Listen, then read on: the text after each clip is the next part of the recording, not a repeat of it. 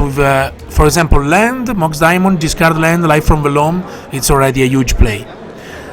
In the beginning, the deck was playing 4 Loams.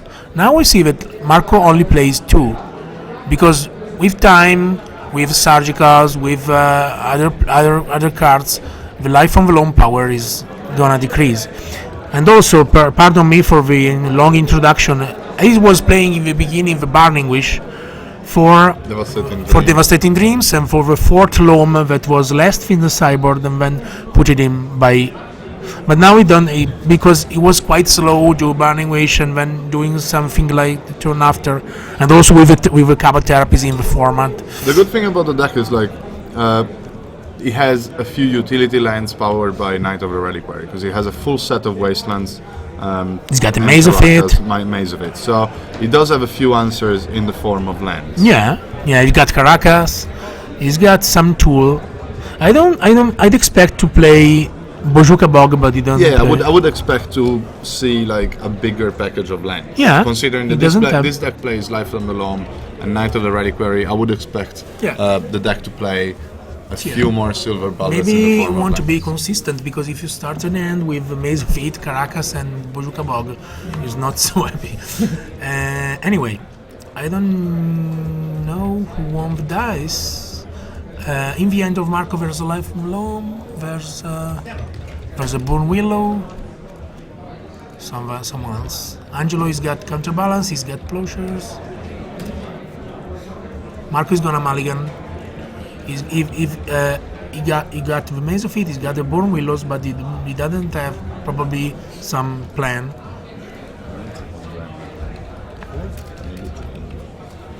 The ideal start of the Marco deck is Land, Mox Diamond, Confidant, or Calice, or Life from the Loam.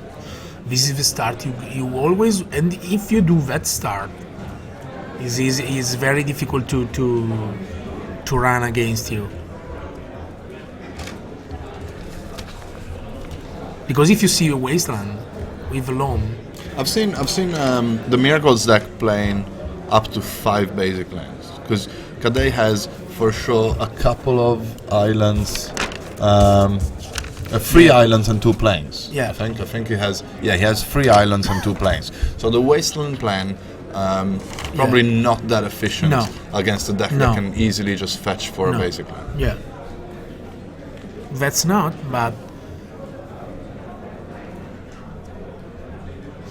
if you succeed in playing Calice for 1, you limit the Ponder and Brainstorm ability of the deck. So Marco is gonna mulligan into 5. Bad news for him. No, he just cried on the no, top. he's crying. Yeah. Okay, no. I was thinking he was making his stuff. He's got a Verdant Catacombs on the top,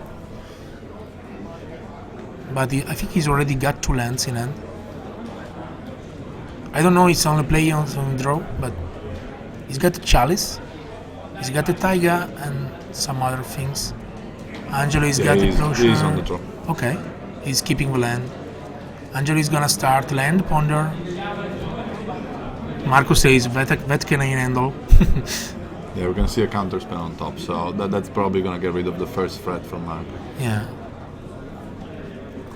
Yeah, for example, for starting for Miracle in this matchup is very important, because you got access to the counter spell in turn 2 for the menace, that because it's gonna be a Chalice or a Dark Confidant. Yeah, I think the key card for Marco is definitely Mox Diamond.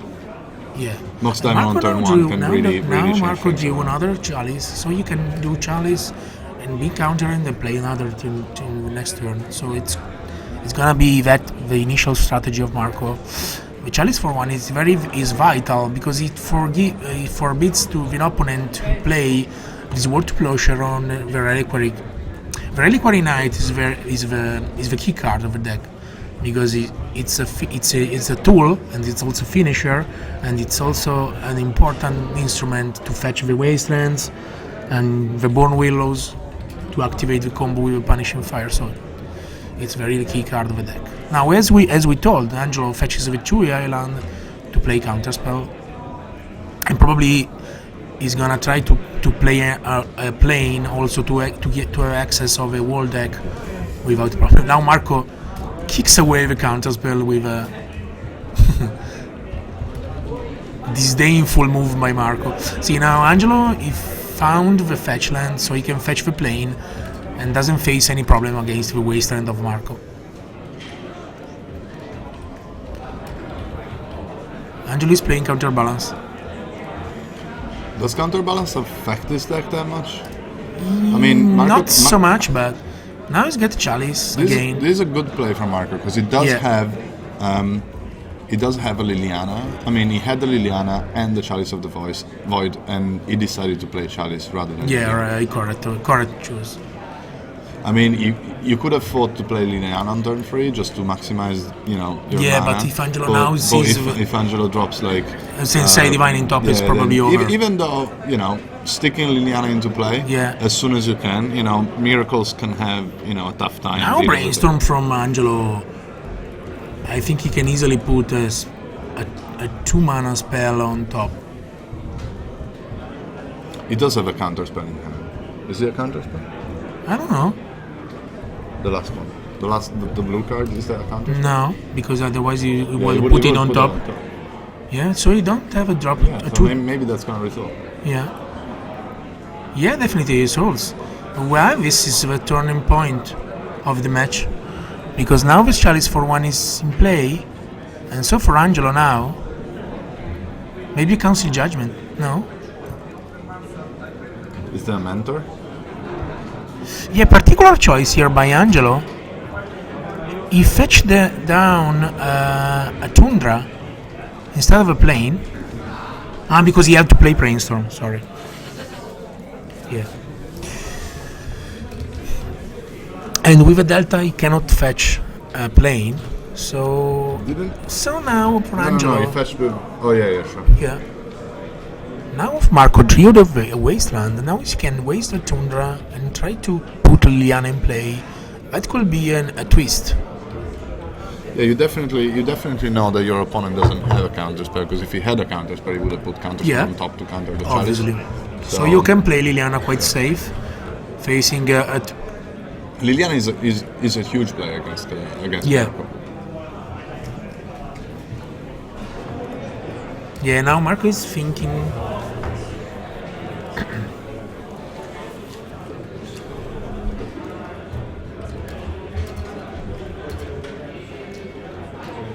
He can play safe against a counterspell. Probably is thinking the strategy, because if he drops Liliana, he'll have something to discard, and you wanna try to imagine.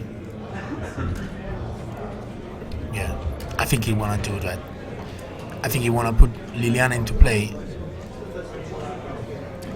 The thing is, the Miracle deck doesn't have a way to deal with Liliana. It doesn't have a way of killing Liliana. No. Besides you only have Snapcaster Mage. Yeah, besides Cancel Judgment or Snapcaster a singles on Snapcaster Mage, it doesn't really have a way to deal. Many ways of dealing with it. Yeah, and it does what we said, Liliana and Wasteland. Now Angelo is gonna let Liliana resolve as we previewed. They discard the card. Angelo discards a top, I think. And is Marco gonna waste them? Marco's, yeah, obviously. Marco discarded the Scavenging Ooze. Yeah, all of a sudden, like, now Marco is on the driver's seat, because he doesn't really need to do anything. He just sits on Liliana. Yeah. He still has 2 cards in hand, not very important anyway. He still sits on Liliana and pumps it up, and there's not much that they can do besides maybe he can try. He can try and drop a mentor. Yeah, if he had one. And try to race or kill Liliana, or anyway race against Marco. It got to Plowshare in hand. He got a bunch of useless cards. Now Marco, he played. He's already in the Marco's turn. He activates Liliana ability, and he drops a Dark Confidant, and he got countered by Counterbalance. This is good for Angelo, but thing is, now he drops a mentor. Oh, there you go. Now this mentor is not gonna achieve much, because it's just gonna get killed by Liliana. And now another wasteland for Marco. Ooh, a twist. He conceded. Yeah, that's it. Scoops. Yeah. And when you saw how the Chalice for one, yeah, Chalice for one, an absolute huge play. Absolutely huge play. He's And he actually strong. he decided to play Chalice before Liliana for that simple reason. Yeah, Because obviously. if you drop Liliana earlier, then your opponent can literally just go Yeah. right. Okay, mentor spell. I'll make a 1/1 and the mentor, and then Too easy. your Liliana is totally useless. I mean, you're just gonna kill my token, and I'm just gonna kill Liliana, and then after that you can just have your Chalice for one, but I still have my mentor in play. Coming to the sideboard, Angelo will probably board in wear and tear, the explosives, and the explosives obviously for the Chalice, and it probably, I don't know what else. Rest in peace for the Loms and the surgical. Instead, Marco, Camillozzi has a couple of dot seizes if he wants to. Reclamation Sage is okay chokes. against counterbalance. Choke is always a good card. Talia. A couple of Talias. A second Garruk. I don't know if I think Garruk is quite good in the matchup because I mean it does stop a couple of cards. It does stop engineered explosives. Yeah. If you want to play Chalice and Garruk, that's a pretty good interaction because I mean you play Chalice first, then you play Garruk. Yeah, and but obviously you don't have so you- much cards to board out. Huh? Yeah, that's the thing. Like you don't really have that many slots. It has Maelstrom Pulse. No. Leyline I of mean, the Void. No. It depends what it's gonna try to achieve. Like if it does fear counterbalance that much, Maelstrom Pulse, I might board it in against Miracle because the reason is it's so Jace. versatile. You can kill Jace, you can kill counterbalance, you can kill a bunch of angels. Question: If you tries to make a few angels. If you were Marco, you were boarding the Talias or not? I would probably board them on the play. Probably not gonna board them on the draw. It depends how many cards I want to board out. I mean, I don't see that many cards that I want to board out because you want to keep your abrupt decays. You want to keep your Lilianas even on the draw. Your Sylvan libraries. You don't really have many spells that you want to board out. You might board out a few lands really because you want to board out cards Maze like of It. Maze of It. It's probably useless. Cards like Dryad Arbor. Even though Dryad Arbor you probably need it because you have. You treat two a couple of Sun Zeniths, so you might keep those. To be fair, Sun Zenith is a decent card because you can also fetch for Garruk as well. I reckon Garruk is a really good card against Miracles. Anyways, it's a good deck against Miracle because he has a lot of cards. But he's got 4 Abrupt Decay, he's got 4 Chalice, he's got the Punishing Fire for Jace. It's a very good deck against Miracle. Yeah, against Miracle, it definitely has a plan. Yeah, this is always gonna be a good deck. Maybe you don't need like the full set of some cards. No. Maybe like you don't need like the full set No. of DKs But or you- the whole 3 Punishing Fires. But you get the point. You I know. think that being on the draw, Talia is not a good. Probably Talia is not good enough on the draw. Unless, obviously, you do land Mox Diamond Talia after turn 1 land go of Angelo. This is definitely a good play. You probably don't want to board Totsis. Yeah. I mean, I don't think. I mean, your plan is to play Chalice for 1 anyway. So what's the point of boarding No, Totsis? no. And especially you're playing against a deck with Brainstorms and tops. So I think Totsis is there mostly for the combo matchup rather than the control matchup. Even because if Angelo succeeds in playing a fast counter top, are other dead cards that you have in hand. So I don't definitely won't board Toad Sites. I will board Reclamation Sage probably to get rid of the counterbalance. The only cards that he can choke. easily board out are like Scavenging Ooze, maybe Maze of It. Maze of It, maybe a couple of like 1 Abrupt Decay, 1 Punishing Fire, or something like that. Maybe I would keep 4 Abrupt Decay. I would probably keep 4 as well. It's just maybe I prefer to have a Maelstrom Pulse. And also rather Punishing than Fire is very 4. strong because against Jace, against Snapcaster, against Vendilion. Yeah, the because most condition likely, Strong one card. of the approaches that Kadei could have to the matchup is literally dropping an early threat, like an early mentor, or wait until end of turn and play a Vendilion click or something. It's not a good matchup too. You saw what we are saying at the beginning of the streaming this morning. how Chalice is a good Chalice is a good play. How Chalice even in third turn. I mean, not in the first turn, land Mox Diamond Chalice that we know is strong, but even in a I don't say mid game, but in a third turn play, after having mulliganed, you got clear path to victory. Yeah. Kadai was never in this game. And so it's a very huge card, and Marco was lucky to draw the second after being the first being countered. So Angelo now will. I don't know if I'm Angelo, if boarding the Vendilion click, maybe pair of them. I think Vendilion is a good card To against attack Liliana, Liliana, but I mean, the life expectancy of a Vendilion click is probably not very high against a deck with Abrupt Decays and Punishing Fires. But it's very strong against Liliana because you cannot, if you do it the end of turn, Marco cannot do the ability to sacrifice a creature in his turn. Even though it's not going to kill Liliana, though, it's just going to put Liliana down to 1. Yeah, and then an Abrupt Decay can get rid of it. Yeah, and Liliana is okay, still alive. So I mean, it's a much better card to battle Chase than Liliana. If you think about it, the opponent plays Chase, and then you just drop Vendilion click and kill Chase, which is a much stronger play. I definitely, if I'm Angelo, gonna play one or two Vendilions. Now Angelo is gonna start, and Marco he's on the draw. He's got. He does have a Mox Diamond, doesn't he? Yeah. Is it 2 of them? I think so, but he only has 1. He doesn't have lands. That's a clear mulligan for Marco. He has. You have 1 Mox Diamond. I think he has 2 Mox Diamonds and 1 Wasteland. That's the only mana source. If you got a line, if no, it's a mulligan. Yeah, clearly, it is a mulligan. Clearly. If you just you do need a land as your definitely. 8th card. You do need a land on the 8th card. So even though Mox Diamond is the strong. best card you can possibly open your top 7 cards, like you do need two lands, and if you only have 1, like there's no point in risking not playing a game of Magic when you can just mulligan into 6. Especially because his deck doesn't really care because you're on the draw 6. and your scry ability, you can scry. So also because the other land was a wasteland, this also influenced the choice of Marco.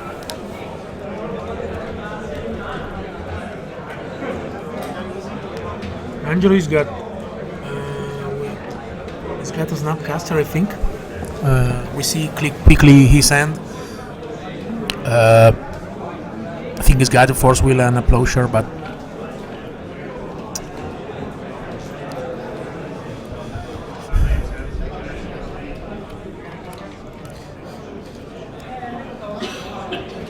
so now Marco is gonna draw his 6 cards.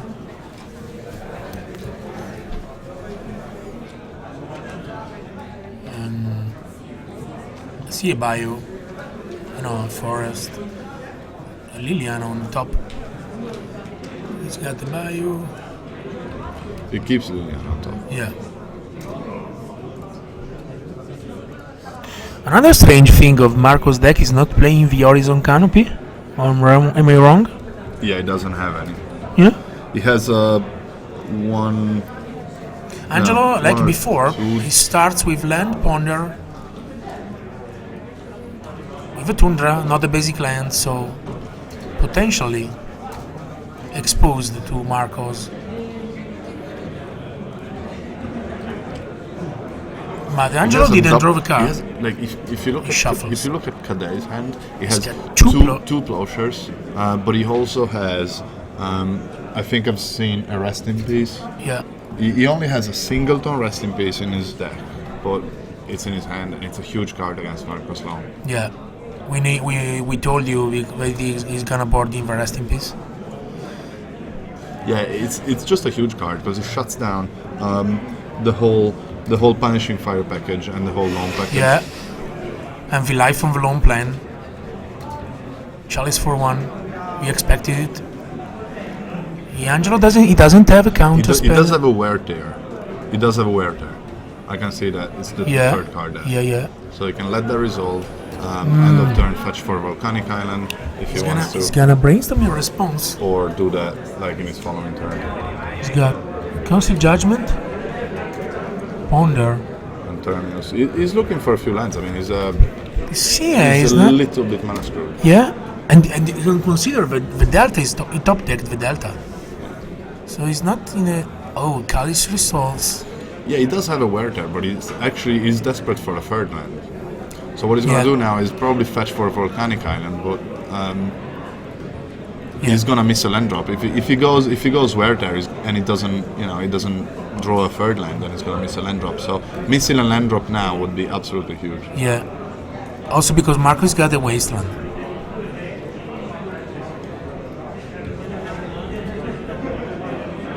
It's not a land. It's not Snapcaster Mage, and so Marco now. Missing a land drop. He's got to know. Horrible.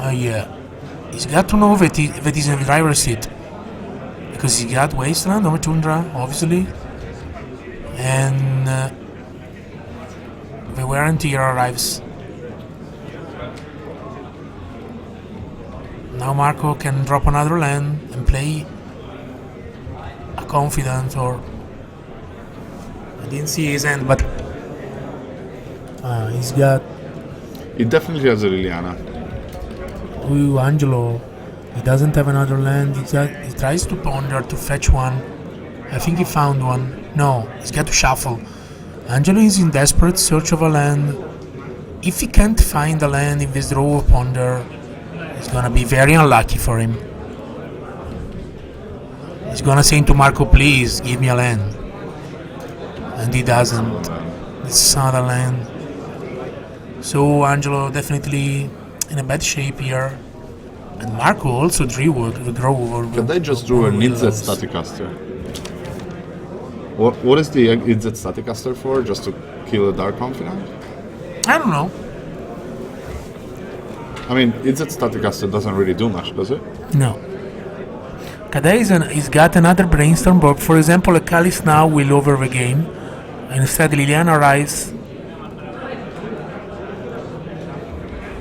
Marco has got plenty of cards to discard. He's got lands. He's got another Liliana, I think.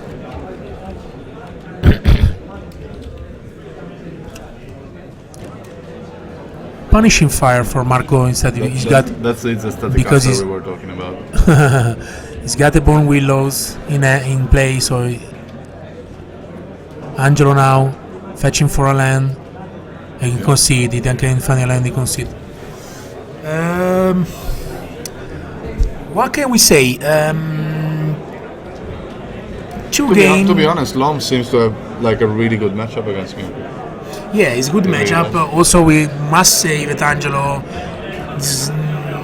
didn't get lucky here in both games. The first game he did a Brainstorm and he found two tops, a free drop one with a Caliso one in pending, and no counter spend. He doesn't have nothing. And this second game is clearly in mana screwed, and so anyway, was not a good matchup for Angelo, but he's also got quite unlucky. We hope to have now Marco for a little interview, a little chat. Yeah, we're gonna have Marco in a minute. We're gonna ask him a few questions about what he thinks about tomorrow Modern, about the evolution of Modern metagame. What does he think about the Eldrazi? We can say now that Marco is quite officially top 8 of his tournament. Yeah, definitely. He literally just needs to Angelo find still, the draw. He just Angelo needs to find still the draw have in to the fight in the next two rounds. So, what can we say more? That's where you beat Miracle.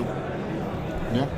Just drop a Chalice for one, not Liliana. Chalice for one and Liliana. The best way to beat Miracle is a few permanents, because Miracle doesn't really answer permanents very well, especially if you play a list with only a singleton Council Judgment. You always have to make choices rather, which permanent am I gonna get rid of. I mean, Miracle is really good, like in fighting it's really creatures. Good against creatures. Yeah, really good against creatures, but not against other permanents. So not really good fighting artifacts. He's not really good fighting planeswalkers. He's got one Judgment, one Explosive Cyborg, one Wear and Tear, That's That's it. That's That's about it. So you get free removals against enchantments, artifacts, and so it's a solid deck, but it's not an unbeatable deck. Yeah, absolutely. There's plenty of ways to attack miracles. Chalice is probably the best. Also, Liliana if you want to play a creature deck, I mean, Gaddock Tig is one of the best ways of dealing with. It only leaves your opponent open with like Sword Plowshares and stuff like that. And obviously, a Chalice for 1 and a Gaddock Tig means, they can't really do anything. Yeah, Marco is so a two hand with the menace against miracle. There were Liliana and Chalice. He didn't even have to rush anything. I mean, he didn't have to play a threat on turn 1. No. I mean, he didn't do like massive plays. He just played the Chalice and then drop the Liliana. He didn't play Mox Diamond, he mulligan twice to 6. Twice. He never had a Mox Diamond in hand. I mean, So he seemed very comfortable. Yeah.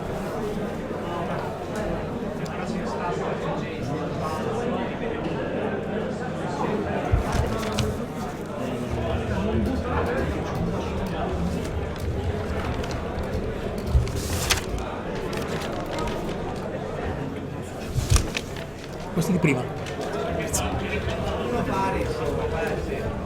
Mi fai fare l'interview a Marco? Sì.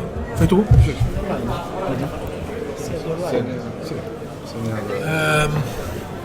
Now, David, we're gonna interview Marco, the winner of the turn. I came back in a few minutes.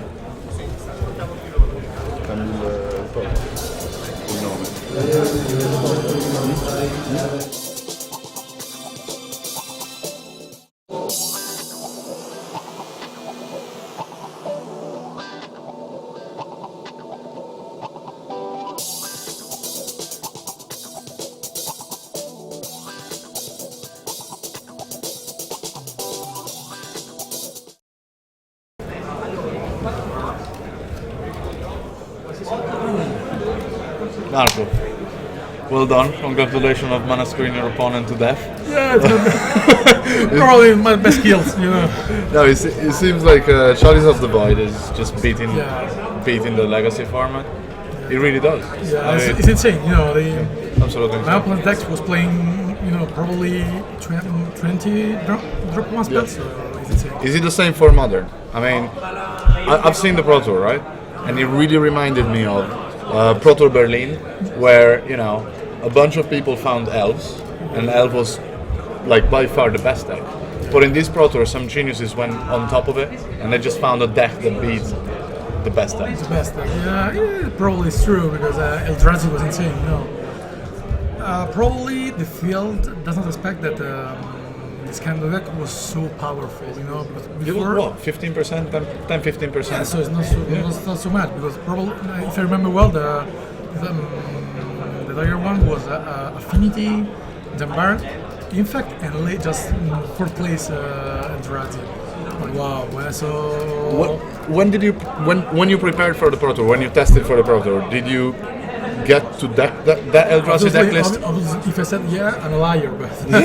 I mean, obviously you must have considered Eldrazi, the Eldrazi deck list you were playing. We tried some builds, they were good but not good enough for really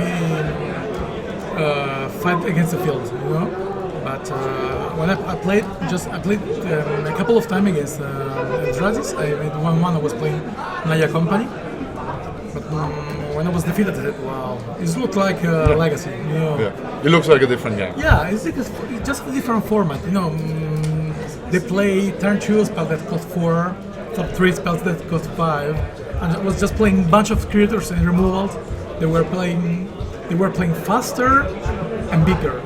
So how do you beat the deck? Obviously, you're playing Modern tomorrow. Yeah. How do you approach the format, even for Grand Prix Bologna? How do you approach a modern format in which there's a deck like Eldrazi for as long as it's gonna last? Because maybe it's not gonna last long. Probably. I want to bet on that. But probably Blood Moon is a really good card, of course, but you have to play Heroically. Not probably if you're on the draw, turn 3 Blood Moon is just not enough. Probably not. Probably they can play turn 2 4/4, turn 3 5/5. What about in decks like Affinity, playing cards like Painter Servant? Servant. Yeah. Painter Servant seems like a decent card. If you're on the play, drop a turn to Painter Servant, step, It's really good.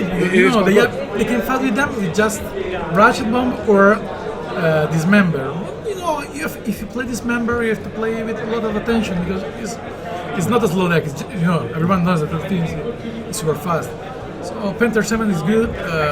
If the Worship is really good. Yeah, that's what I was thinking. When I looked at the Repertoire and I looked at the top deck list, I looked at Chord of Colin deck, the one with 4 Archangel of Tunes and 3 Spike Feeders. 3 Spike Feeder and 2 Worship in sideboard. Yeah, and 2 Worship in sideboard. Yeah. That's probably the best card in sideboard in the For, format at the moment. yeah, definitely, because for Eldrazi, it's really hard to beat them. They're just for colorless Eldrazi, they can fight with that with just Ratchet Bomb. Yeah, it's not the easiest way for fight. It's not the easiest way. It's just Ratchet Bomb go, turn 1, turn 2, turn 3. The blue-red, probably, I don't know if they can support. Yeah, I'm not sure what the links are. Now Maybe they're they have not a few. prepared, but I suppose that we will play. Yeah, they will be. Maybe they will play Egon Root or something like this. That's the thing. Like the Eldrazi deck can literally play a bunch of different colors as well. It doesn't have to be just colorless. Colorless. Yeah. It was great for the Pro Tour, but probably now against the field, probably you need to reach more colors. Another way for fight against Eldrazi, each company or short decks, because they are they play like sorcery, they don't interact with the other decks. So if you play a great deck for sure, it's the short, 4 Archangel of Tune and 3 or maybe also 4 Spike Feeder for a super combo fast. My problem with Eldrazi is the fact that it can actually play Chalice of the Void. Yeah, that's my problem, because obviously it kills a huge part of the metagame. Yeah. I mean, it kills all sort of decks like Barn, like Infect, like Storm, also like on the play Affinity. even on the play like Affinity. On the play Affinity, so far behind, turn 1, Chalice for 0. Yeah. Even Chalice for 0 can destroy the board.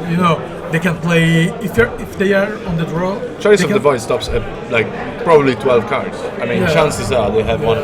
Because they probably play like Ornithopters, Mem Knights, and Moxes.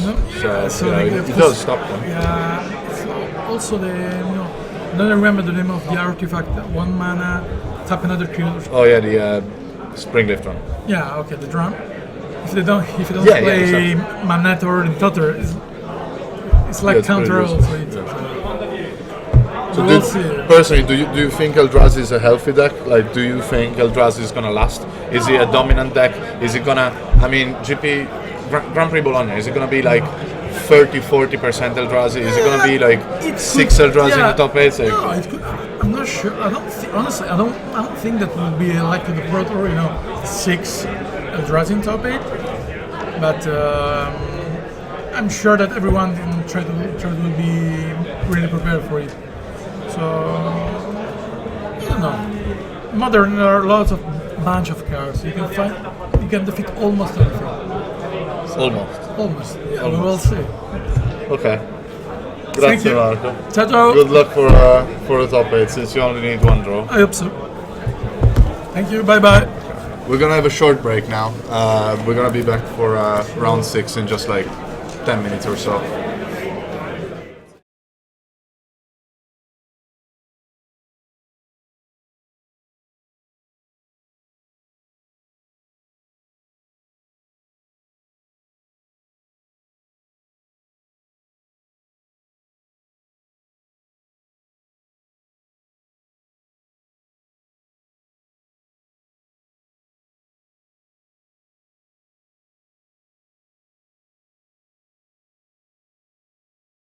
We have Pietro Cavalletti and David Besso here in the booth, and this is a video we'd like to introduce the Elf deck with quite an interesting list. David, how can you tell about? First of all, little presentation, not for presumption, but only to let you know I'm Pietro Cavalletti. I'm an Eternal player. Maybe most of you know me. Maybe you don't, but doesn't care. I'm not playing so much anymore, but I like to be commenting the matches and the legacy, vintage and modern format. David? Right. I haven't played much Legacy, but I do have the cards on Magic Online, and I've played Elves quite extensively. I'm always quite surprised because this deck list doesn't show up in European tournaments, while when I watch Star City games in the US, there's always plenty of Elves. This deck list is very streamlined. There's a bunch of Elves. They interact with each other, and then at some point, you're just going to play a Natural Order or a Green Sun Zenith and get a 5/5 into play and just win. Yeah, just seeing the list, I'm not an expert of Elf deck, but just seeing the list, I see the big difference between this deck and the Elf deck you normally face is that 4 GS Cradle and 4 Natural Order that in general are not played so extensively by the deck.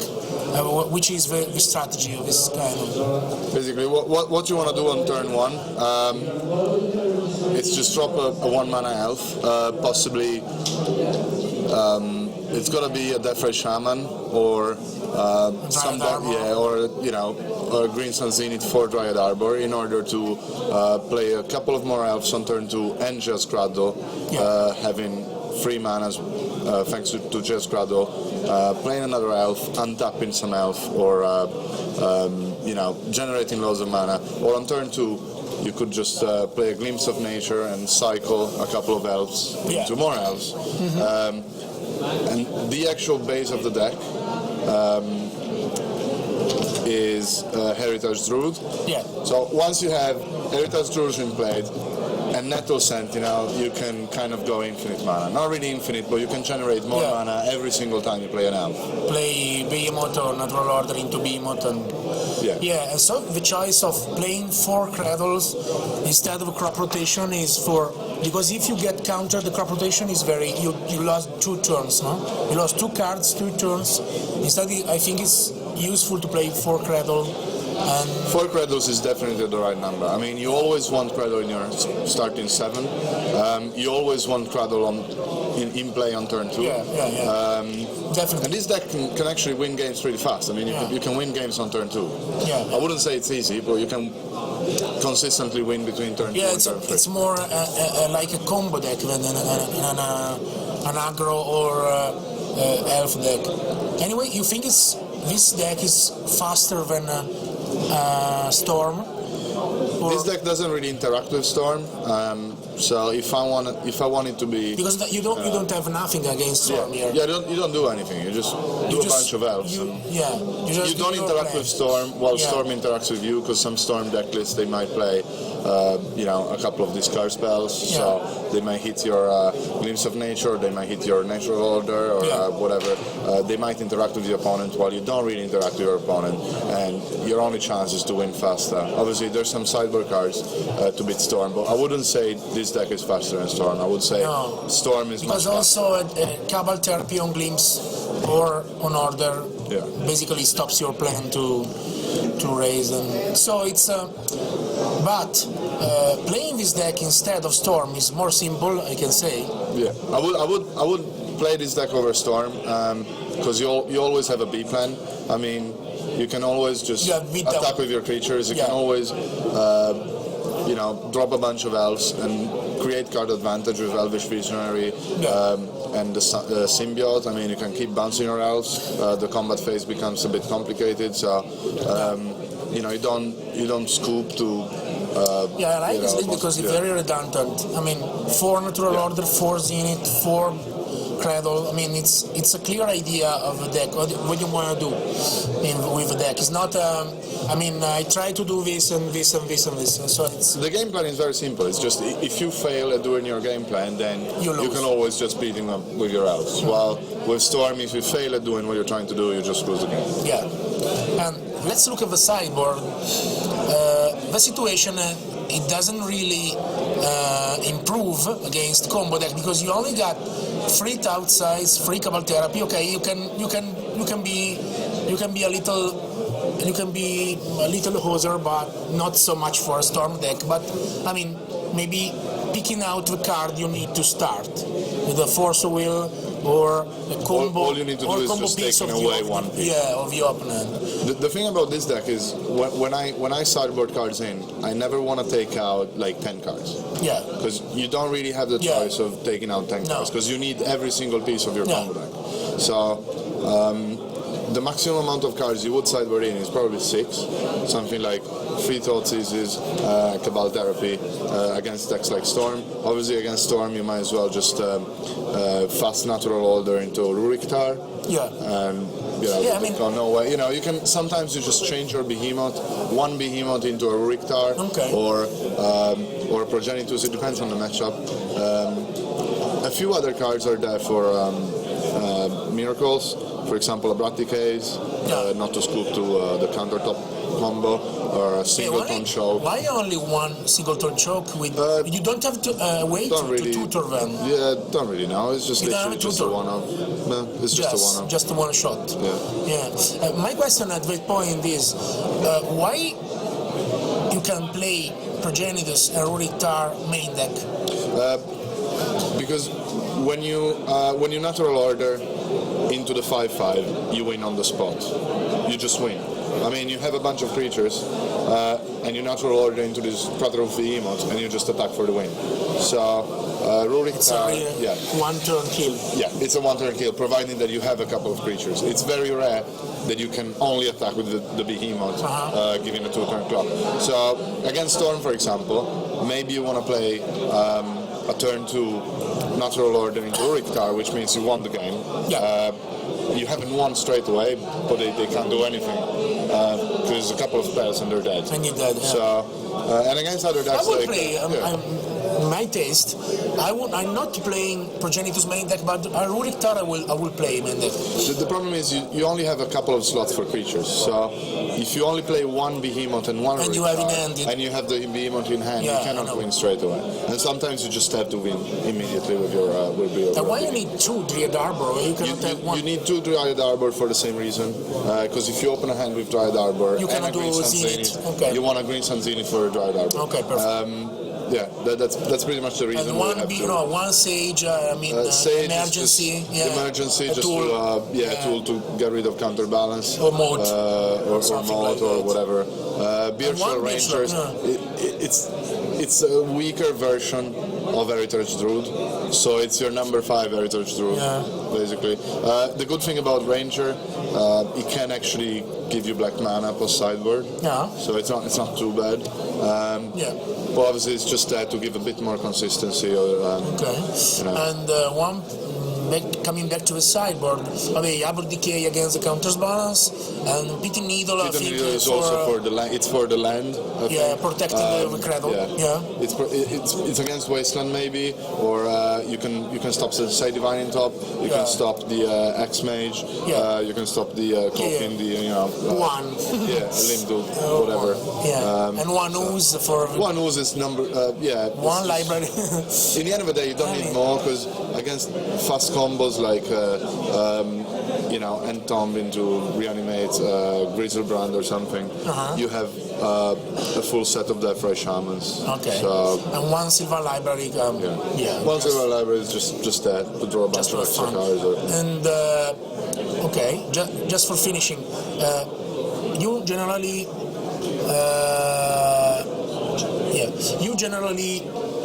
you have to sideboard out 5-6 cards. You said. What you gonna put to free all the tools? The worst card, the card you always sideboard out is Elvish Visionary. I mean, you always cut on a bunch of Elvish Visionaries because it's the weakest elf. I mean, it doesn't do anything. It just cycles into something else, and it allows you to have one extra elf for your Heritage Druid. But it's the less important elf. So many times it's just sideboard out Visionary and maybe a couple of other cards. Let's talk about a matchup. We already told about Storm matchup. It is not so easy because you're a turn slower. I think you're a turn slower on average. Against Miracle, how is it? Miracle is not too bad, considering that, they either go for counter top, but they might be already behind. I mean, you are quite fast. I mean, they need turn 3 or turn 2 settle land sensei top, land and counterbalance. Otherwise, which on the play, you know, if they go on land top, land counterbalance, you're practically lost. You're not in good shape. You're not in good shape. Let's see. But you can win on turn 2 to 3, so. You know, at the end of the day, they can only interact with a couple of sword closures or a force of will. You don't really want to go all in because obviously they play Terminus and they might as well just go Terminus. Okay. So I think you're in a good shape. You're in a decent shape against death and taxes. Yeah, every single creature deck is not a problem because you know most creature decks that you can beat them with a bunch of elves. Or you can just. You don't have much problems against Talia because. No, the only annoying card is Gadoktig. Gadoktig stops your So 8 ways. Yeah, 8 ways of getting your behemoth into play. But you can always play your behemoth by hand, and your creatures are decent enough. And you can, let's say, I've got my Elvish Visionary and my Symbiote, and you know I'm just gonna block forever. I'm just gonna block forever and bounce my thing, and then replay my thing, and then draw a card, and I get closer and closer to this behemoth anyway, and I can cast my behemoth from a And against BOG, Cascade, and you know all these kind of aggro control deck. I think you just prey on them. You just you know. I mean they have big sideboard cards like Engineering Plague, these kind of cards, but they don't have many because obviously in Europe there's not many houses. So which are negative matchups? Definitely. I would say Storm is a terrible matchup game 1, and game 2 you don't really have many cards. I think you can easily play against Miracles.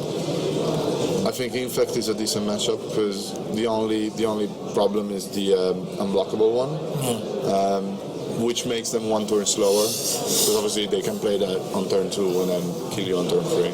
All the fast combos are really bad, like Entom, you know, Dark Ritual, Entom, Reanimate.